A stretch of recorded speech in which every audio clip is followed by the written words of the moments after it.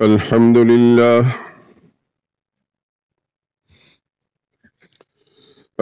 لله وحده والصلاة والسلام على من لا نبي بعده ولا رسول بعده ولا معصوم بعده.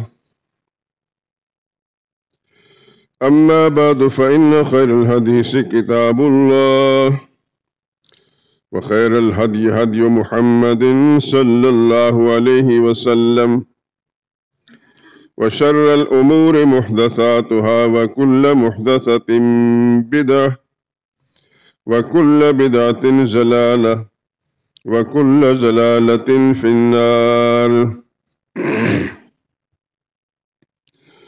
أعوذ بالله من الشيطان الرجيم. بسم الله الرحمن الرحيم.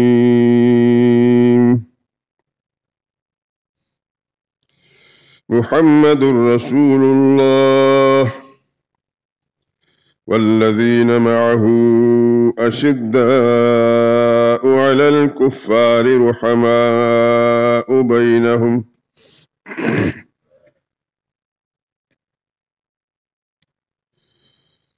تراهم ركعا سجدا يبتغون فضلا من الله ورضوانا سيماهم في وجوههم من أثر السجود ذلك مثلهم في التوراة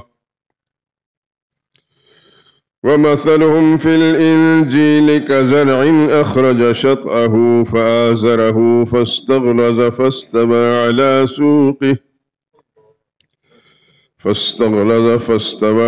سوقه يعجب الزراع ليغيظ بهم الكفار. وعد الله الذين آمنوا وعملوا الصالحات منهم مغفرة وأجرا عظيما.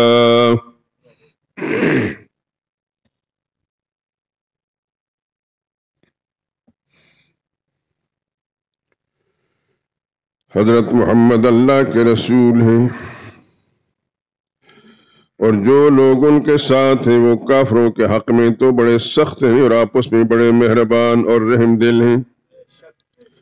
اے دیکھنے والے تو ان کو دیکھتا ہے کہ اللہ کے آگے جھکے ہوئے سر بسجود ہیں اور اللہ کا فضل اور اس کی رضا تلاش کر رہے ہیں۔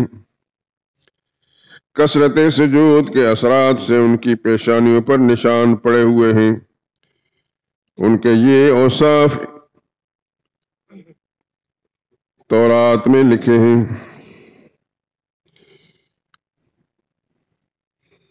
اور انجیل میں ان کے اوصاف اس طرح ہیں، وہ گویا ایک کھیتی ہیں جس نے پہلے زمین سے اپنی سوئی نکالی، پھر اس کو مضبوط کیا، پھر موٹی ہوئی، پھر اپنی نال پر سیدھی کھڑی ہو گئی، اور وہ کھیتی دیکھنے والوں کو خوش کرنے لگی تاکہ کافروں کا دل جلائے۔ جو لوگ ان میں سے ایمان لائے اور اچھے کام کرتے رہے ان سے اللہ نے گناہوں کی بخشش اور اجر عظیم کا وعدہ کر رکھا ہے۔ سبحان ربک رب العزت عما یصفون وسلام علی المرسلین والحمد للہ رب العالمین۔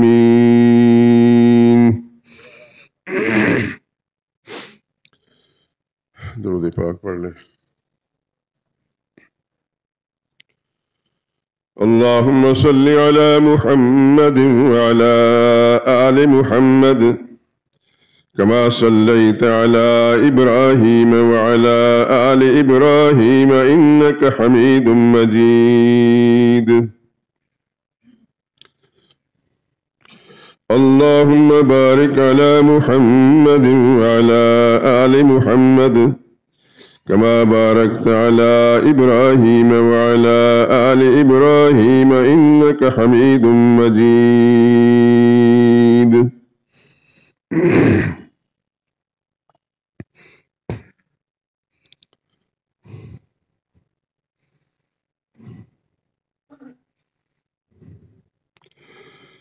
سناؤں تجھ کو میں ایک مرد حق کا ذکر خیر، سناؤں تجھ کو میں ایک مرد حق کا ذکر خیر، ملت اسلام پر ہے جس کے احسانوں کا بار، جس کو عزت سے سبھی کہتے ہیں خال المؤمنین، جس کو عزت سے سبھی کہتے ہیں خال المؤمنین، مرتبہ میں جو ہے اصحاب نبی میں باوقار۔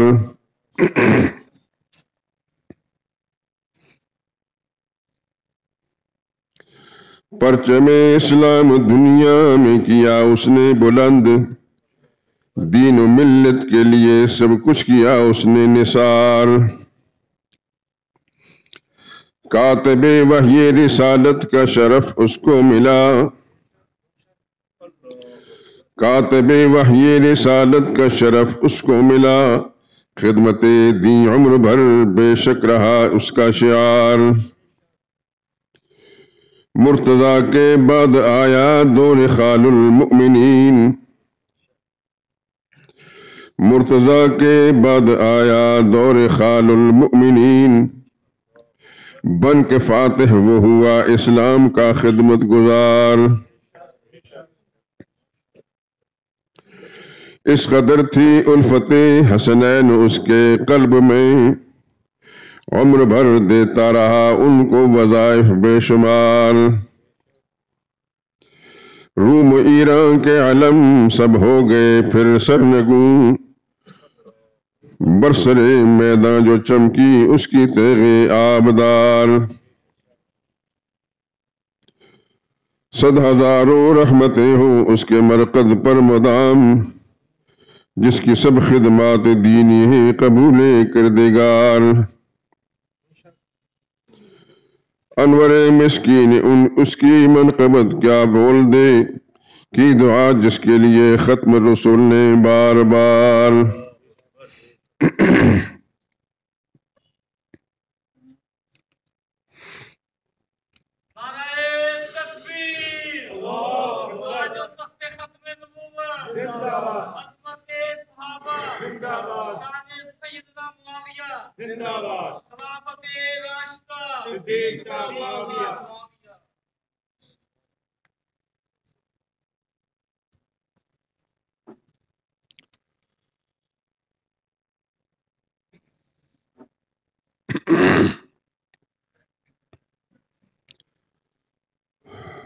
حضرات محترم،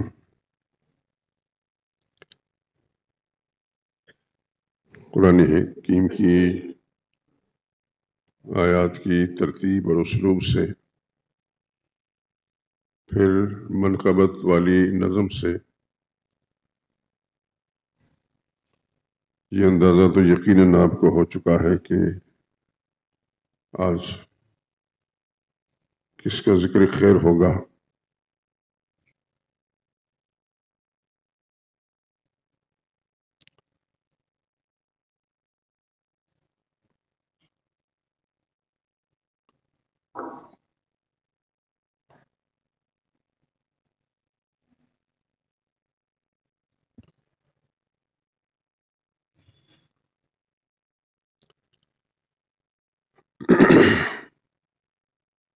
سرور کائنات صلی اللہ علیہ وسلم کے سلسلہ نسب میں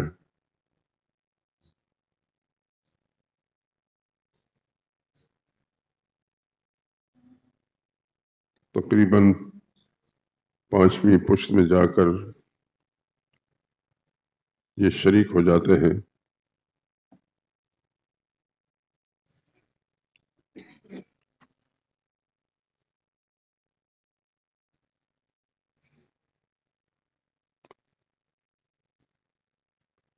اس سلسلہ نسب میں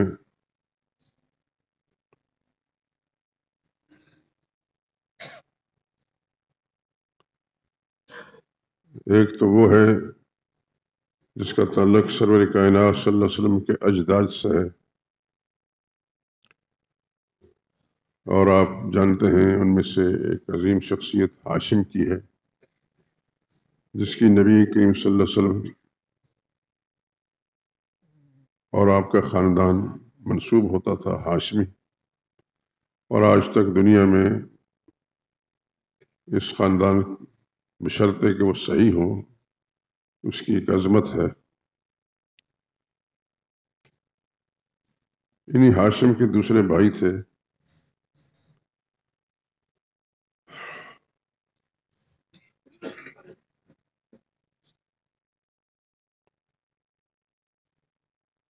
اس کی اولاد بنو امیہ کے نام سے مشہور ہوئی۔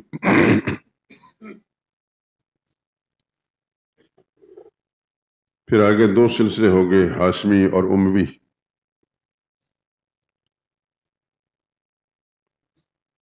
امویوں میں یوں تو بہت سے نام ہیں، پہلے میرے دل کیا تھا کہ میں سارے تذکرہ کروں لیکن موضوع سے نکل جاؤں گا، کسی دوسرے موقع پر انشاءاللہ ان کے نام میں ذکر کروں گا۔ آپ کو یہ بھی اندازہ ہو جائے گا کہ اللہ کے پیغمبر کو کس قدر اعتماد تھا ان کو، اور کتنے بڑے بڑے مناصب پر ان کو فائز کیا۔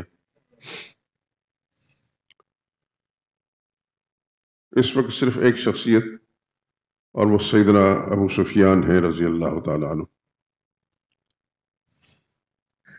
ایک طرف براہ کرم اپنے موبائلوں کو بند کر لیں۔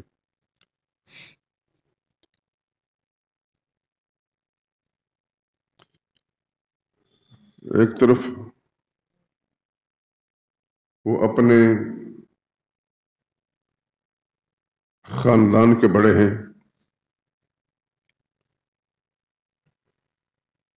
اور نبی کریم صلی اللہ علیہ وسلم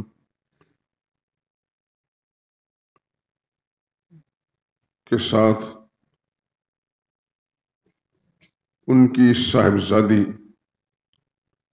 یعنی سیدنا ابو سفیان رضی اللہ تعالیٰ عنہ امہات المؤمنین میں سے ایک ہیں۔ ایک چیز کی طرف توجہ آپ کی مبذول کرانا چاہتا ہوں۔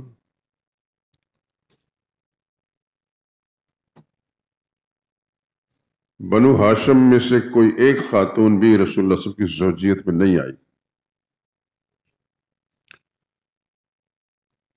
دو چار جمعے شاید پہلے میں نے ذکر کیا تھا کہ حضور نے اپنے سگے چچا کی بیٹی کا رشتہ مانگا تھا سیدہ خدیجہ رضی اللہ تعالیٰ عنہا کے ساتھ نکاح کرنے سے پہلے، لیکن چچا نے انکار کر دیا اور حضور صلی اللہ علیہ وسلم کو اپنی بیٹی کا رشتہ دینے کی بجائے ابو جہل کے خاندان کا ایک آدمی جو اس وقت کافر تھا اور زندگی بھر کافر رہا اور کفر پر ہی مرا، حبیرہ نام تھا، حبیرہ مخزومی یہ ابو جہل کا سلسلہ نسب ہے، وہ ابو جہل کا چچیرا بھائی تھا۔ وہ زندگی بھر رسول اللہ صلی اللہ علیہ وسلم کا سخت ترین دشمن رہا۔ اس کو اپنی بیٹی کا رشتہ دے دیا، نبی کریم صلی اللہ علیہ وسلم کو نہیں دیا۔ کوئی ایک ہاشمی خاتون حضور کی زوجیت میں نہیں آئی، یہ ذہن میں رکھ لیں آپ۔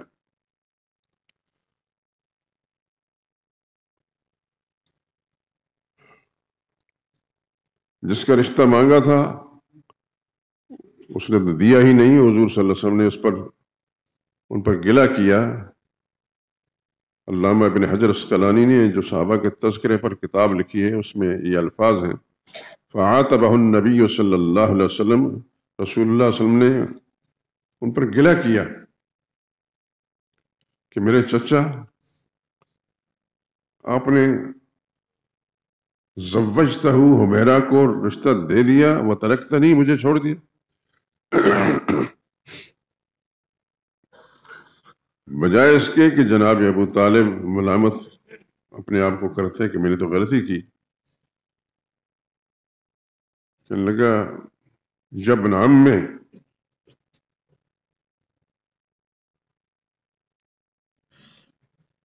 یبن اخی، میرے بھتیجے، انا ساہرنا الیہم، جس کو میں نے اپنی بیٹی دی ہے، اس خاندان کے ساتھ ہمارے رشتے ناتے پہلے سے ہوتے چلے آ رہے ہیں، اور ہم لوگوں کا یہ مزاج ہے کہ شرفاء کے ساتھ رشتے ناطے لینے دینے کا کام کرتے ہیں. فیصلہ آپ نے کرنا ہے، ہمیں نتیجہ نہیں نکالنا. میں صرف اتنی بات کہتا ہوں، کوئی ہاشمی حضور صلی اللہ علیہ وسلم، ہاشمی خاتون نبی کریم صلی اللہ علیہ وسلم کی زوجیت میں نہیں آئی جس کے لیے حضور نے کوشش فرمائی تھی، اس کے باپ نے انکار کر دیا.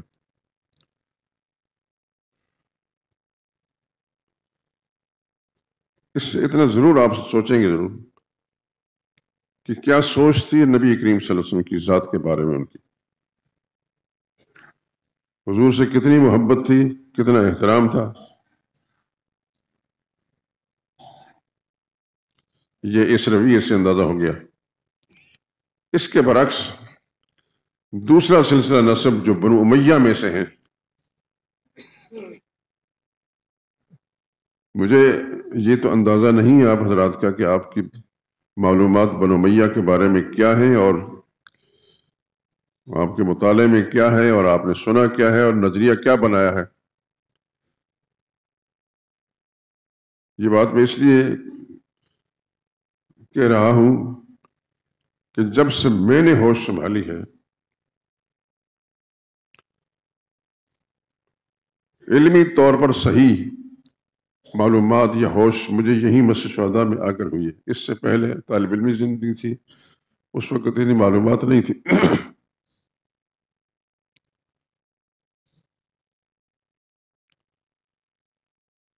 میں نے پاکستانی قوم اس کو رسول اللہ صلی اللہ علیہ وسلم کے اس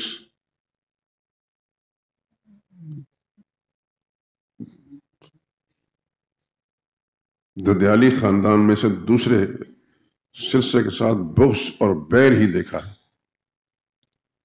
بڑے بڑے بدبخت انہوں نے اپنے مکروہ ہاتھوں سے ملعون قلم کے ساتھ ان کی مذمتیں لکھی ہیں اور اپنے لعنت کا تو اپنے گلے میں ڈالا ہے. اور آج تک کئی ملا اور پیر، ایسے پیروں کو میں کہوں گا یہ خنزیر، بنو امیہ کے اس مقدس خاندان کو گالیاں ہی بکتے ہیں، برا بھلا کہتے ہیں. جبکہ ابو سفیان رسول اللہ کے سسر تھے رضی اللہ تعالیٰ عنہ.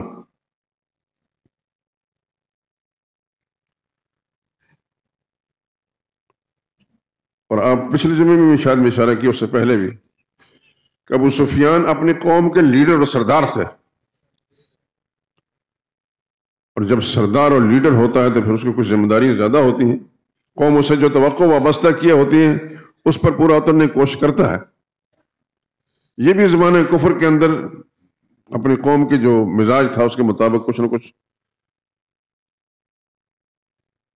اس معیار پر اترنے کی کوشش کرتے رہے.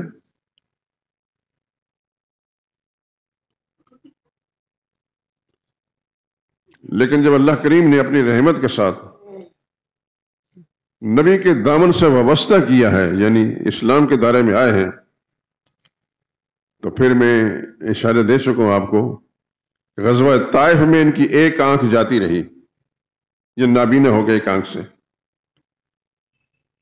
غزوہ یرموک کے اندر دوسری آنکھ جاتی رہی، اب ظاہر مکمل نابینا ہو گئے.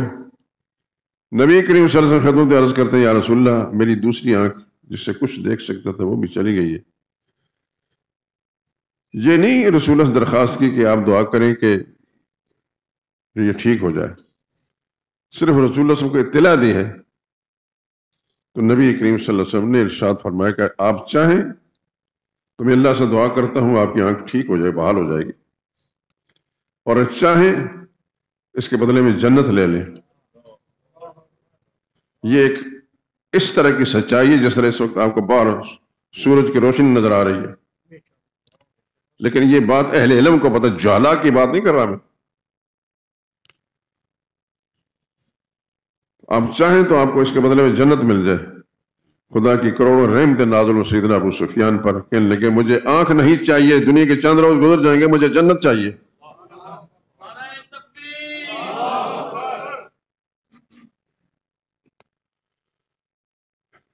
یہی شخص جب اپنی قوم کا لیڈر تھا تو لیڈر سے جو لوگ امید وابستہ کیے ہوتے ہیں آپ جانتے ہی ہیں. اور خصوصاً لیڈر بھی زمانہ کفر کا ہو، تو ایک دفعہ مکہ معظمہ سے یہ مدینہ طیبہ آئے ایک معاہدہ اس کی تجدید کرنے کے لیے۔ خطرہ یہ تھا ان کو کہ اب نبی کریم صلی اللہ علیہ وسلم پر چڑھائی کریں گے، تو قوم نے، مشرکین نے ان کو اپنا نمائندہ بنا کر مدینہ طیبہ بھیجا کہ تجدید معاہدہ کر دیں اور پیچھے جو غلطی ہوئی اس کی معذرت کر لیں۔ تو جب یہ آئے ہیں مدینہ طیبہ میں، اس سے پہلے ان کی صاحبزادی سیدہ ام حبیبہ، ان کا نام بھی ذہن میں رکھیں، رملہ نام تھا، وہ حضور کی زوجیت میں آ چکی تھیں۔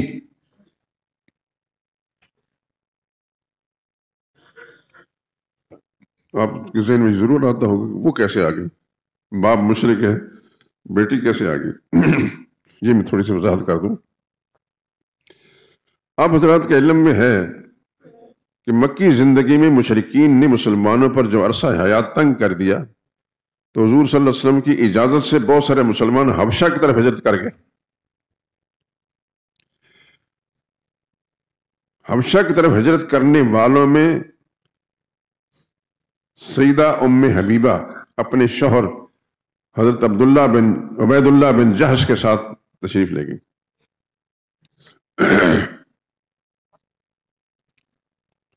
یہ عبید اللہ بن جہش دوسرے پہلو سے رسول اللہ صلی اللہ علیہ وسلم کے پھوپھی زاد ہیں۔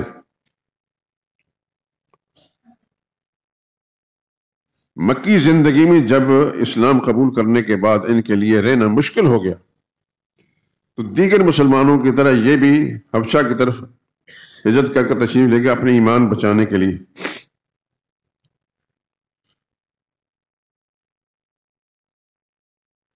اگلی بات، ہمارے بہت سارے تذکرہ نگاروں نے لکھا ہے کہ عبید اللہ بن جہش حبشہ میں جا کر مرتد ہو گئے، معاذ اللہ، عیسائی ہو گئے۔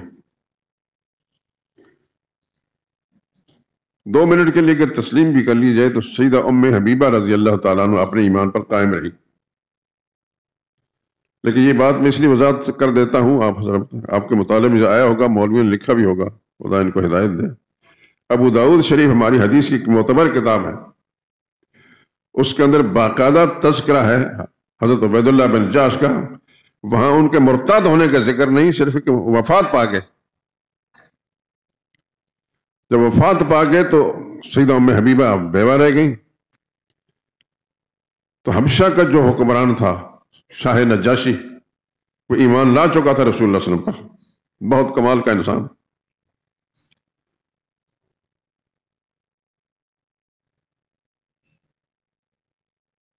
تو سیدہ ام حبیبہ رضی اللہ تعالیٰ عنہ نے اب اکیلی رہ گئیں دیار غیر میں، مسافرت کے اندر۔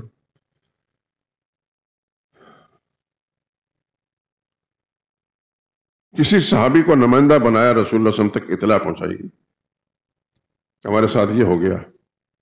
رسول اللہ صلی اللہ علیہ وسلم نے حکم دیا کہ میں آپ کے ساتھ نکاح کرنا چاہتا ہوں، پریشان نہ ہوں۔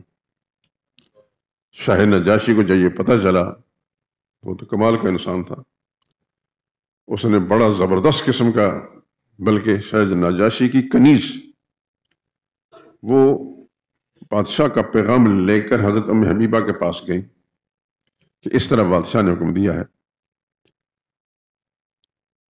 جب یہ پیغام لے کر گئیں تو سیدہ ام حبیبہ رضی اللہ تعالی عنہا نے اپنے جتنے زیورات سے اتار کر اس کنیز کو دے دی، اس خوشی کی خبر پر۔ شاہ نجاشی نے، خدا کی کروڑوں رحمت نازل ہوں، حضور صلی اللہ علیہ وسلم کے ساتھ سیدہ ام حبیبہ کے نکاح کا پروگرام رہا، وہیں کسی موقع پر انشاءاللہ وہ خطبہ سارا سناؤں گا میں، ساری باتیں بعض اوقات دل تو بہت کرتا ہے لیکن ٹائم تھوڑا ہوتا ہے۔ اس نے 4000 دینار اپنی طرف سے مہر ادا کیا۔ دیگر ازواج مطہرات میں 400 درہم سے لے کر، کہاں دینار اور درہم، بڑا فرق ہے۔ یہ کہ یہ 400 روپے اور 4000 پاؤنڈ، اندازہ تو ہو جائے گا آپ کو. تو 4000 دینار اپنے جیب سے سیدہ ام حبیبہ کو بھیجے کہ یہ آپ کا مہر ہے. اور پھر دنیا بھر کی خوشبوئیں اور تحفے تحائف، بادشاہ تھا، سیدہ ام حبیبہ کے پاس بھیجی، اور ان کے حوالے سے رسول اللہ صلی اللہ علیہ وسلم کے لیے بھی بھیجی کہ یہ نبی کریم صلی اللہ علیہ وسلم کو پہنچا دینا. قصہ مختصر، سیدہ ام حبیبہ رضی اللہ تعالی عنہ وہاں سے ایک صحابی کی میت کے اندر نبی کریم صلی اللہ علیہ وسلم کی زوجیت میں آئی، مدینہ طیبہ پہنچ گئی. اور ام حبیبہ کیوں کہتے ہیں؟ وہاں حبشہ کی زندگی کے اندر حضرت عبید اللہ بن جاش کی ایک بچی ان کے یہاں پیدا، اس کا نام تھا حبیبہ. اس کی وجہ سے ام حبیبہ، حبیبہ کی ماں، اصل نام تھا رملہ. تو یہ جب حضور کی زوجیت میں مدینہ طیبہ پہنچ چکی، بہت بڑے آدمی کی بیٹی ہیں، بہت بڑا سردار ہے قوم کا، ادھر حبشی بادشاہ نے بہت بڑے تحفے تحائف اور بڑی رقم ان کو دی، لیکن رسول اللہ صلی اللہ علیہ وسلم کی خدمت پہنچ کر انہوں نے اسی انداز سے حضور کی خدمت کے اندر کام کیا جس طرح کے دیگر ازواج مطہرات کنیز بن کر حضور صلی اللہ علیہ وسلم خدمت کرتی رہی. اس موقع پر جو اصل ساری کہانی میں نے سے سنائی ہے کہ ابو سفیان رضی اللہ تعالیٰ اس وقت کافر تھے، وہ قریش مکہ کے نمائندے بن کر رسول اللہ صلی اللہ علیہ وسلم کے پاس آئے کہ تجدید معاہدہ کریں. نبی کریم صلی اللہ علیہ وسلم اس سے پہلے حضرت ابوبکر صدیق سے التجا کی، انہوں نے خاموشی اختیار کی، فاروق اعظم سے، دیگر سب صحابہ کرام نے خاموشی اختیار کی، کسی نے کوئی بات نہیں کی. لیکن جب یہ پہنچتے ہیں، اپنی بیٹی حضرت ام حبیبہ رضی اللہ تعالی عنہ کا جو حضور صلی اللہ علیہ وسلم کا گھر تھا اس کے پہنچتے ہیں، دل میں یہ خیال تھا کہ آج بڑے عرصے کے بعد اپنی بیٹی سے ملاقات ہوگی، بڑی آبھگت ہوگی، خوشیاں منائیں گے. جو ہی وہ داخل ہوا اس گھر کے اندر تو وہاں رسول اللہ صلی اللہ علیہ وسلم کا بستر جس چارپائی یا جو چیز بھی تھی پڑا ہوا تھا، حضرت ام حبیبہ نے اس کو لپیٹ لیا، اپنے باپ کو اس پر نہیں بیٹھنے دیا.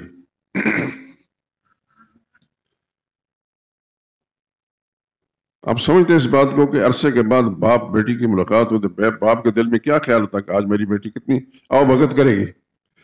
لیکن یہ ایمان کی پختگی، پہاڑوں سے زیادہ پختہ ایمان، برسوں کے بعد باپ سے ملاقات ہوتی ہے. تو ابو سفیان رضی اللہ تعالیٰ عنہ پوچھتے ہیں، بیٹی اس بستر کو میرے قابل نہیں سمجھا اس لیے لپیٹ دیا، یہ مجھے بستر کے قابل نہیں سمجھا اس لیے لپیٹ دیا؟ تو بیٹی پر خدا کی کھربوں رحمتیں نازل ہوں، ایمان اس کا نام ہوتا ہے. کہنے کہ میرے ابا وہ بستر ہے خدا کے پیغمبر کا، پاک پیغمبر کا پاک بستر ہے، اور آپ ابھی تک مشرک ہیں، اور مشرک پلیت ہوتا ہے. انما المشرکون نجس قرآن میں موجود ہے، شرک کرنے والا پلیت ہوتا ہے. بلا شبہ آپ میرے باپ ہیں، لیکن پیغمبر کے بستر پر آپ نہیں بیٹھ سکتے. اتنی جملہ کہا ابو سفیان نے، بیٹی مجھ سے الگ ہو کر کافی بدل گئی ہیں آپ. دانا آدمی تھا، گو مشرک تھا، لیکن لیڈر ویسے نہیں بنتا عقل کامل نہ ہو. خلاصہ قصہ مختصر یہ ہے کہ یہاں سے کسی نے ان کی بات نہیں مانی، یہ واپس چلے گئے. ایک صحابی نے ان کو تدبیر بتایا کہ اس طرح کریں تاکہ آپ پر کوئی حملہ نہ کرے، چلے گئے واپس.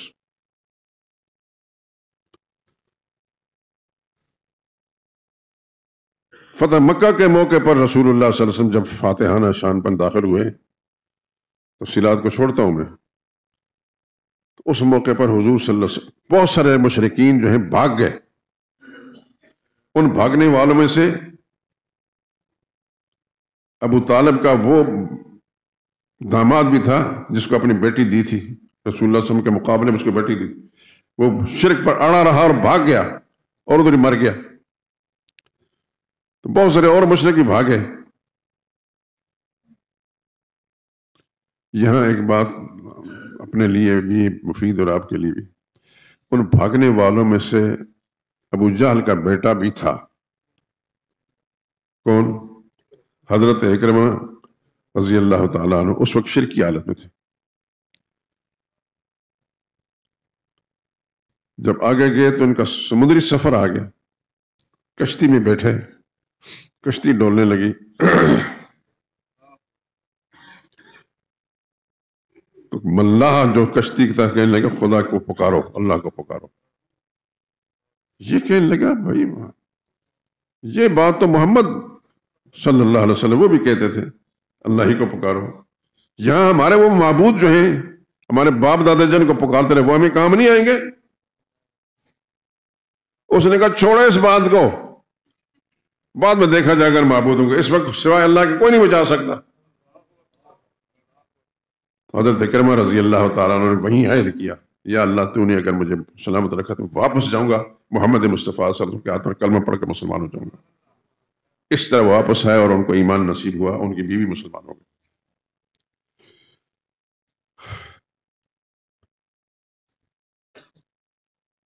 تو مکی فتح مکہ کے موقع پر بہت سارے لوگ جو مسلمان بھی ہوئے، جس میں حضرت اکرمہ بھی ہیں، کئی ایک نے اس وقت اسلام قبول کیا، اس میں رسول اللہ صلی اللہ علیہ وسلم کچھ تضاد بھی ہیں، تفصیلات چھوڑتا ہوں۔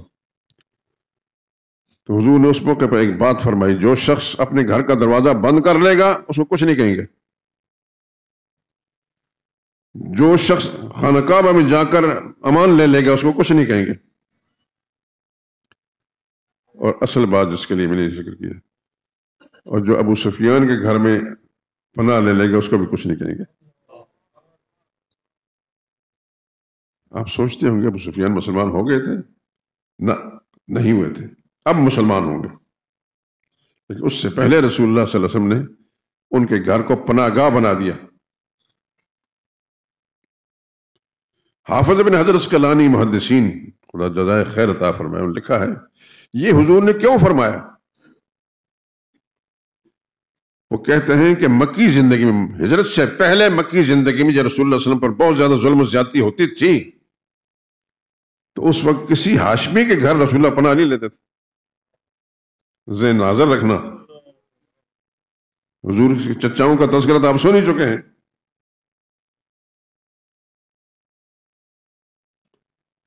کسی ہاشمی کے گھر رسول اللہ صلی اللہ علیہ وسلم پناہ نہیں لیتے تھے، اگر لیتے تھے تو ابو سفیان کے گھر میں۔ تو کیا ابو سفیان مسلمان ہو گیا تھا؟ نہ، اس وقت مسلمان نہیں ہوا تھا، لیکن وہ مخالف تھا، مشرک تھا، لیکن شریف مخالف تھا، سمجھتے ہیں آپ؟ کمینہ نہیں۔ تو اس موقع پر جو گھر رسول اللہ صلی اللہ علیہ وسلم کی پناہ گاہ بنا، آج رسول اللہ صلی اللہ علیہ وسلم نے عام اعلان کر دے جو ابو سفیان کے گھر میں داخل ہو جائے گا اس کو بھی امن مل جائے گا۔ ابو سفیان رضی اللہ تعالیٰ نے وہاں ایمان لائے، فتح مکہ کے موقع پر بہت سے لوگ ایمان لائے، حضرت ابو سفیان بھی ایمان لائے، اور پھر کتنے پختہ ایمان والے ہوئے ابھی اس سے پہلے سن چکے ہیں۔ ایک آنکھ ضائع ہو گئی، دوسری آنکھ جب ضائع ہوئی تو حضور صلی اللہ علیہ وسلم سے عرض کی یا رسول اللہ دوسری آنکھ بھی ضائع ہو گئی، تو حضور نے فرمایا کہ چاہو تو آپ کے لیے دعا کر لوں، یہ آنکھ بحال ہو جائے گی، اور چاہو تو اس کے بدلے میں جنت لے لو۔ کہنے لگے کہ جنت ہی چاہیے، آنکھ نہیں چاہیے۔ اس وقت میں تذکرہ ابو سفیان کا نہیں کرنا تھا، تذکرہ تو ان کے بیٹے کا حضرت ہے معاویہ رضی اللہ تعالیٰ عنہ کا کرنا۔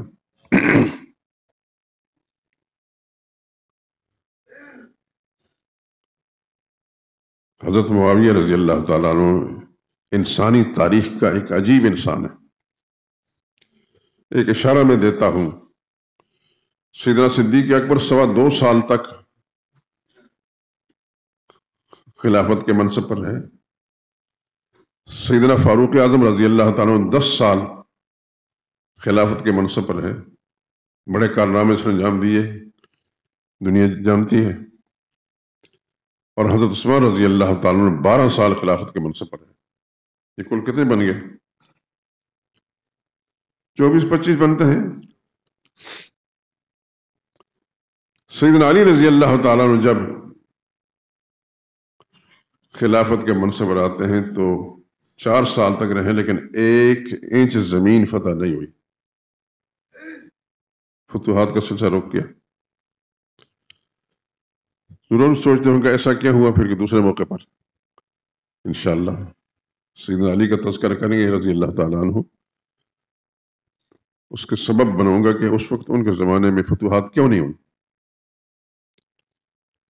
سیدنا علی رضی اللہ تعالیٰ عنہ کی شہادت کے بعد ان کا منصب ان کے بڑے صاحبزادے سیدنا حسن رضی اللہ تعالیٰ عنہ کو ملا.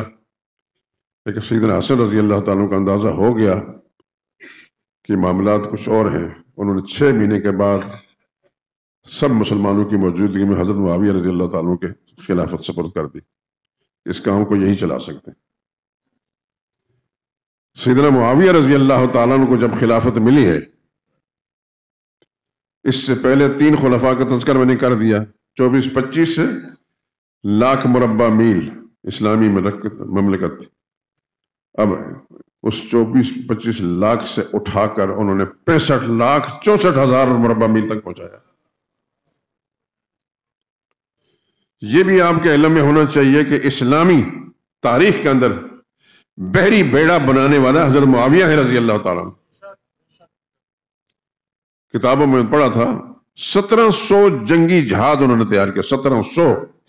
اس زمانے کی دنیا کی سب سے بڑی قوت تھی رومی سلطنت، لیکن اس کے پاس بھی اتنی بڑی بحری قوت نہیں. سیدنا معاویہ رضی اللہ تعالیٰ کی فہم و فراست خدا کی ارب رحمت نازل ہوں. ڈنڈے مار کر اتنے علاقوں کو انہوں نے فتح نہیں کیا. خدا بند قدس سے کچھ لوگوں کو بنا ہی اس کام کے لیے ہوتا ہے. سیدنا معاویہ رضی اللہ تعالیٰ نے بنائے گئے فتوحات کے لیے اسلامی مملکت اتنی بڑی انہوں نے پھیلا دی.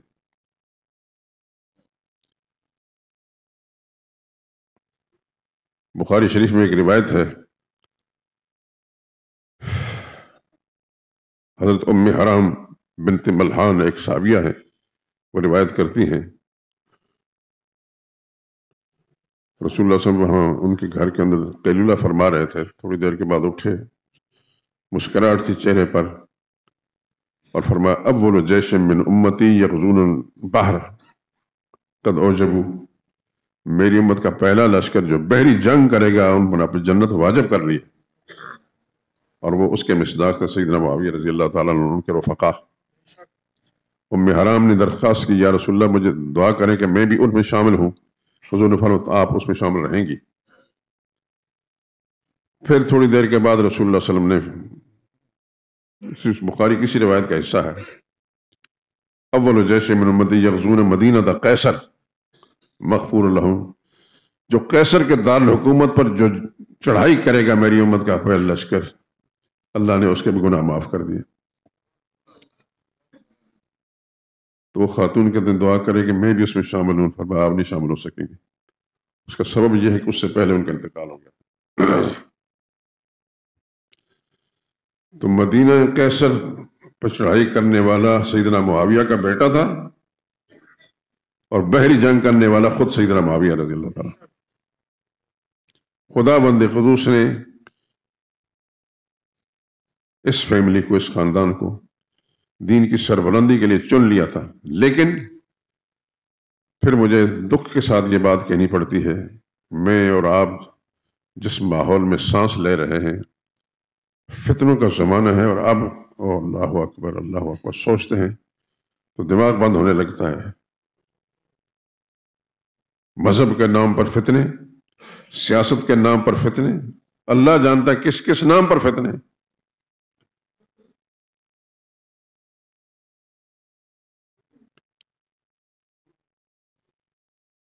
اور خصوصاً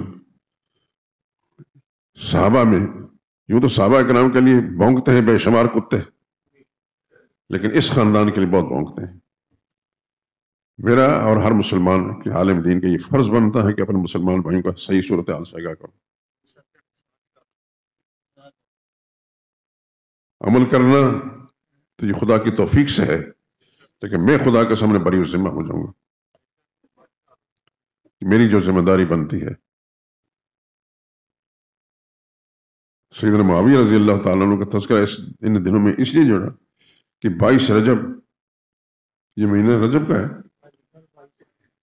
آج 21 ہے، 22 رجب ان کا یوم وفات ہے۔ اور ہمارے یار لوگ جو ہیں ان کے یوم وفات پر کیا کرتے ہیں؟ ہاں جی، ہمارے علاقے میں جہاں میں پیدا ہوا ہوں، بڑا ہوا ہوں، تو کنڈے کا لفظ ہی نہیں سنا تھا۔ یہاں جب آئے ہیں، بڑی پرانی بات ہے، تو یہ ساری چیزیں جب معلوم ہوئی تو اللہ کی توفیق سے میں نے ایک دورقہ لکھا، پمفلٹ، شاید لاہور کے اندر پہلا وہ دورقہ ہے 22 رجب کے کنڈے جو میں نے لکھے تھے۔ اللہ تعالیٰ کی توفیق سے اس کو اتنی پذیرائی اور مقبولیت ہوئی کہ بہت ساری مارکیٹوں کے اندر 22 رجب کے کنڈوں کی خوشی کے اندر جو چھٹیاں ہوگا تو چھٹیاں ختم ہو گئیں۔ ہمارے یہ ساتھی یہاں بیٹے اردو بازار سے متعلق ہے، اردو بازار کے اندر بڑی شدت کے ساتھ یہ کنڈا ہوا کرتا ہے، اب کنڈے نہیں ہوتے۔ تو دشمن طبقہ جو ہے صحابہ اکرام کی موت پر جشن مناتا ہے، جیسے سیدنا عثمان رضی اللہ تعالیٰ کے یوم شہادت پر عید مناتے، عید غدیر، اور سیدنا معاویہ رضی اللہ تعالیٰ کے یوم وفات پر کنڈے کھانے پکاتے ہیں، ایک دوسرے کو پہنچاتے ہیں، خوشیاں مناتے ہیں۔ میں اس لیے کہہ رہا ہوں کہ آپ حضرات کم از کم کھانا تو آپ نے کھانا ہی ہے، خدا تعالیٰ رزق حلال وافر مقدار نصیب فرمائے، لیکن ان ایام کے اندر ذرا محتاط ہو کر کہ آپ کے گھر میں جو کھانا آیا ہے، کسی نے بھیجا ہے تو فتن وہ کس نام سے، ایسی کوئی چیز ہے مت وصول کریں۔ بڑی پرانی بات ہے، شروع میں میں نماز پڑھ رہا تھا، مغرب کی نماز، لوگ نماز پڑھ کے چلے گئے، میں اپنے سنتیں وغیرہ پڑھ رہا تھا، مجھے محسوس ہوا کہ ایک نوجوان کھانے پینے کی چیز لا کے اوپر کپڑا ڈالا ہوا تھا، بیٹھ گئے میرے انتظار میں، یہ فارغ ہو، میں نے سلام پھیر کر مڑ کر دیکھا، میں نے کہا بھائی یہ کیا ہے؟ کہتے ہم ختم دلانے آئے ہیں۔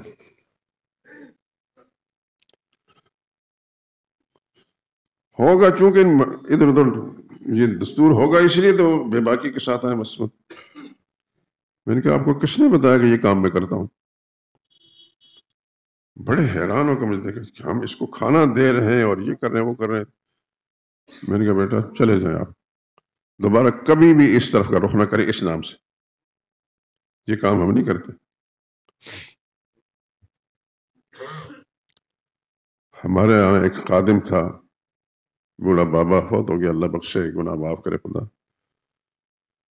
یہاں ہال روڈ پر کچھ چھوٹے سی کٹیا میں رہتا تھا، اور ریلوے اسٹیشن پر کلیوں کے اندر کام کرتا رہا، ریٹائر ہو گیا، پھر اس مسجد میں آ کر خادم کی حیثیت سے کام کرتا رہا۔ پتہ تو کسی بات کا تھا نہیں، انڈیا کا تھا۔ مجھے کسی نے بتا دیا کہ وہ کھانے کی چیزیں اس کو دے دی، اور اس نے بڑی رغبت کے ساتھ لے لی اور کھا لی۔ اس کو کہیں پتہ چل گیا کہ میرے بارے میں، کہ اس کو بھی پتہ چل گیا۔ میں نے اس کو جب بلایا، احترام سے بلایا، کہ بوڑھا آدمی تھا، میں نے کہا بابا جی، اٹھ کے کھڑے ہوئے تھے، کانپ رہے تھے۔ میں نے کہا مجھے پتہ چلا کہ غیر اللہ کی نیاز آئی تھی اور آپ نے کھا لی۔ تو کہنے بس مجھے حافظ جی میں نے بسم اللہ پڑھ کر کھا لی تھی۔ خیر میں نے اس کو سمجھایا، ہمارے ہاں اس قسم کی بیماریاں بہت ہیں میرے دوستوں۔ اللہ تعالیٰ آپ کو بھی اور آپ کے اہل و عیال کو بھی رزق حرام سے محفوظ رکھے، بدعقیدگی سے محفوظ رکھے، صحابہ کی عظمت اور محبت آپ کے نسلوں کے اندر جاری و ساری رکھے، اللہ کے پیغمبر کی محبت اور عقیدت اور اتباع سب کو نصیب فرمائے، اور معاشرے کے اندر جو خرابیاں پیدا ہو چکی ہیں اعتقادی طور پر یا دیگر پہلوؤں سے، یا اللہ ہم سب کو اس مسجد میں بیٹھے ہوئے جتنے ہمارے احباب ہیں، یا ہمارے متعلقین میں سے مسجد میں نہیں ہیں، باہر ہیں، یا اللہ سب کی دین اور ایمان کی حفاظت فرما۔ میں تو آپ حضرات کے لیے ہمیشہ دعا کرتا رہتا ہوں، مجھے نہیں پتہ کہ آپ میرے لیے کرتے ہیں کہ نہیں، لیکن میں کرتا ہوں۔ میرا ہاتھ میں قرآن کریم ہے، میرے دل میں ایک چاہت ہے، ایک محبت ہے آپ حضرات کے ساتھ، اور خدا سے قبول فرمائے۔ میں یہ بھی کرتا ہوں یا اللہ ان کی نسلوں کے اندر ہدایت جاری ساری رکھے، نسلوں کے اندر۔ آپ ادھر ادھر چھوڑ کر یہاں تشریف لاتے ہیں، یہاں تو کوئی پیسے تو نہیں بٹتے، یہاں تو بعض اوقات کڑوی باتیں ہوتی ہیں۔ مسئلہ توحید سب سے زیادہ کڑوا ہے، جانتے ہیں کہ نہیں جانتے؟ اللہ اکبر۔ نوح علیہ السلام سے لے کر محمد مصطفیٰ صلی اللہ علیہ وسلم تک ہر پیغمبر نے مسئلہ توحید بیان کیا۔ قرآن کریم کی تلاوت آپ کرتے ہوں گے، سورہ نوح پڑھ لیں، باقی صورتوں کے اندر باقاعدہ تذکرہ ہے، لیکن سورہ نوح میں بڑے ایک خاص اسلوب کے ساتھ کا ذکر ہے۔ اس وقت ان کے 5 تن پاک تھے جن کو پوچھتے تھے،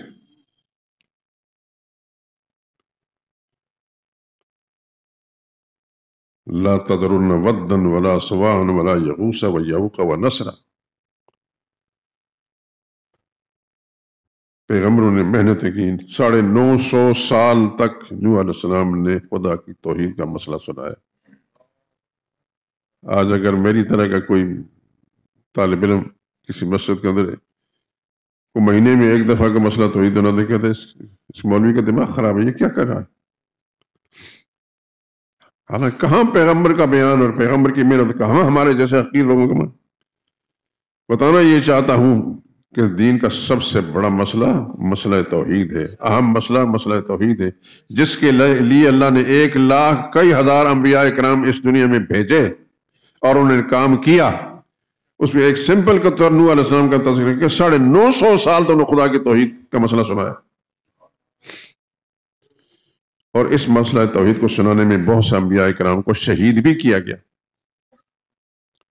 بہت سے انبیاء کرام کو شہید بھی کیا گیا۔ ہمارے آقا حضرت محمد مصطفیٰ صلی اللہ علیہ وسلم کے ساتھ کیا کچھ ظلم نہیں روا رکھا گیا۔ آپ اگر حرمین شریفین، اللہ آپ کو ہم سب کو اس کی زیارت نصیب فرمائے، تو مکہ معظمہ سے پار پہاڑی کی چوٹی پر جب چڑھیں گے تو ادھر ایک علاقہ ہے طائف، میں گیا ہوں الحمدللہ 1 سے زائد مرتبہ، بڑا خوبصورت جگہ ہے۔ ہمارا ایک پاکستانی نوجوان، خدا اس کو سلامت رکھے، جزائے خیر دے، وہ اپنی گاڑی پر مجھے لے گیا تھا۔ اس کی شکل ایسی ہے جیسے حبشیوں کی ہوتی، اور عربی بھی ایسا بولتا ہے کہ عرب لوگ ایسی صاف ستھری نہیں بولتے۔ تو اس کے اندر مجھے بیٹھا دیکھ کر کسی نے کہا کہ اس کے پاس ویزا نہیں۔ خیر، تو میں جو بتانا چاہتا ہوں کہ حضور صلی اللہ علیہ وسلم پر جب مظالم ہوئے، وہاں اس جگہ میں پہنچا، اس مسجد کے اندر، اس باغ میں جہاں حضور صلی اللہ علیہ وسلم زخموں کی تاب نہ لا کر ایک کنارے پر بیٹھ گئے، خون ہو گیا تھا۔ اللہ اکبر، اللہ اکبر۔ اتفاق کی بات ہے کہ میرے جیسے گناہگاروں خدا نے وہاں پہنچا دیا۔ اس مسجد کی اوپر ایک سیڑھیاں چڑھتی تھی، سیڑھیاں چڑھ کر میں نے وہ سارا کچھ دیکھا، کوئی روکنے والا تھا نہیں، تو سارا منظر میرے ذہن میں آ گیا۔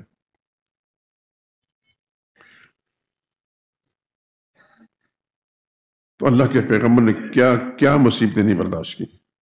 خدا کی قسم، جب وہ ساری تفصیلات پڑھتے ہیں تو بدن پر رونگٹے کھڑے ہو جاتے ہیں، اور ہم اپنے آپ کو سمجھتے ہیں ہمارے اندر ایمان اسلام کوئی چیز ہے۔ جس نبی کا ہم نام لیتے ہیں، جس کا کلمہ پڑھتے ہیں، اس کے لیے ہم نے کیا قربانیاں دی۔ دعا کیا کرے میرے دوستو، اللہ اپنے نبی کی سچی پیروی نصیب فرمائے۔ زندگی کی کوئی اعتبار نہیں، آگے پیچھے لائن لگی ہوئی ہے، کسی کا کوئی اعتبار بھی نہیں، آج ہیں کل نہیں ہے۔ یہ دعا ضرور کریں، یا اللہ اپنے نبی کی سچی اتباع، عملی اتباع اور پیروی نصیب فرمائے، اعتقادی اتباع نصیب فرمائے ہمارے اور ہماری نسلوں کے اندر۔ یا اللہ کسی بھی پہلو سے عقیدے کی خرابی نہ ہو، عقیدے کی خرابی ہی سے سارے مسائل پیدا ہوتے ہیں. عقیدے صاف ستھرے ہوں اور پھر نبی کریم صلی اللہ علیہ وسلم کی سچی محبت اور اتباع. یہ 3 باتیں میں اکثر کہا کرتا ہوں. یہی میرا مشن ہے. اللہ کی توحید اللہ قبول فرمائے. اللہ مجھے بھی، میری نسل کو بھی، میرے متعلقین کو، آپ حضرات سب کو اپنی توحید پر قائم دائم رکھے. اللہ کریم اپنی رحمت کے ساتھ محمد مصطفیٰ صلی اللہ علیہ وسلم کی سچی محبت اور سچی عقیدت اور اتباع نصیب فرمائے. اور اللہ کریم اپنے رحمت کے ساتھ محمد مصطفیٰ صلی اللہ علیہ وسلم کی تیار کردہ جماعت، وہ مقدس جماعت جو صحابہ کرام، جس کے لیے اللہ نے قرآن میں بولا کہ حزب اللہ، یہ اللہ کی فوج ہے. بولا کہ حزب اللہ، یہ اللہ کی فوج ہے. ان کی سچی محبت اور اتباع نصیب فرمائے. ان کی مدح اور تعریف کرنے کی توفیق دے. اس سلسلے میں جتنے بھی معاشرے میں پھیلے ہوئے بدعقیدگی ہیں، یا اللہ ہمیں بھی محفوظ فرما، ہماری نسلوں کو محفوظ فرما. تو یہ تھا اصل سبب سیدنا معاویہ رضی اللہ تعالیٰ عنہ کا تذکرہ کرنے کا، کہ یہی مہینہ اور ان کی وفات کا کل کا دن، جس پر دشمن لوگ جو ہیں خوشیاں مناتے ہیں، کنڈے کرتے ہیں، کنڈے بھرتے ہیں.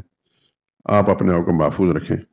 اللہ رزق حرام سے بچائے، رزق حلال وافر مقدار میں نصیب فرمائے.